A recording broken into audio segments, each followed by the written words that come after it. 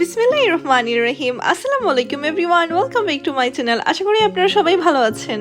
আজকে আমি হাজির হয়েছি অনেক মজাদার একটি ভর্তা রেসিপি নিয়ে। এই সিজনে কিন্তু বাজারে প্রচুর জাম পাওয়া যাচ্ছে, সো জামের সিজনে জামের ভর্তা তো মাস্ট বি খেতেই হবে। তাই আর দেরি না করে জাম শেষ হয়ে যাওয়ার আগেই আপনারা এই মজাদার জামের ভর্তাটি খুব সহজেই বাসায় তৈরি করে ফেলুন। তাহলে চলুন দেখে নেওয়া যাক। তো প্রথমেই এখানে আমি একটা মশলা তৈরি করে নিব।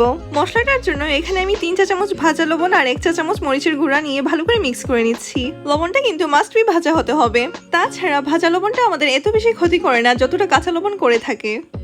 এবার 2 কাপের মতো জাম আঙুলের সাহায্যে থেতো করে নিয়ে নিচ্ছি।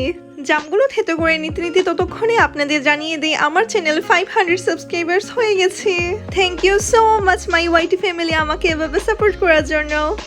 জামগুলো থেতো করে নেওয়ার পর এখন একটি মিক্সিং গ্লাসে নিয়ে নিব। এরকম স্টিলের গ্লাস নিলে মিক্স করতে অনেক সুবিধা হয়। আমার এই রেসিপি ফলো করে ভর্তা বানালে একদম রাস্তার পাশে মামার হাতের বানানো ভর্তার মতো টেস্টে কিন্তু পাবেন। এবার স্বাদ মতো লবণ দিয়ে দিলাম। দেন 1 চা চামচ মরিচের গুঁড়া দিয়ে দিচ্ছি। এখন দিয়ে দিলাম 1 চা চামচ সরিষার তেল। এই সরিষার তেলটাই হচ্ছে মামার হাতের ভর্তার আসল সিক্রেট। এবার একটি চামচের সাহায্যে ভালো করে সবকিছু মিক্স করে নিব। এরকম আরো মজাদার সব রেসিপি পেতে অবশ্যই আমার চ্যানেলটি সাবস্ক্রাইব করে পাশে থাকবেন।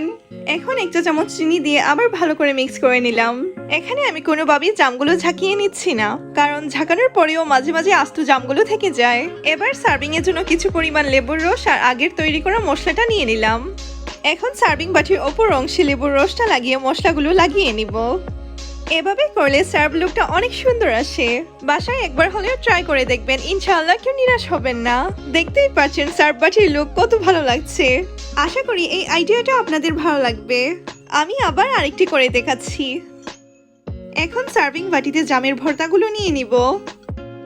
ভর্তাগুলো বাটিতে নেওয়ার পর 2 চা চামচ করে লেবুর রস দিয়ে দিচ্ছি। লেবুর রসটা দেওয়ার ফলে এই ভর্তার টেস্টটা অনেক গুণ বেড়ে যায়, আর তাই লেবুর রসটা দেওয়ার ট্রাই করবেন। এবার ওপরে কিছুটা লবণ মরিচের মশলাটা ছিটিয়ে দিলাম। বাস তৈরি হয়ে গেল অনেক মজাদার জামের ভর্তা। এই ভর্তাটা একবার খেলে বারবার খেতে ইচ্ছে করবে। তাছাড়া কতটা সহজ তা তো নিজেরাই দেখে নিলেন। আশা করি ভিডিওটি আপনাদের ভালো লাগবে। And thank you so much my YT family আমাকে এভাবে সাপোর্ট করার জন্য।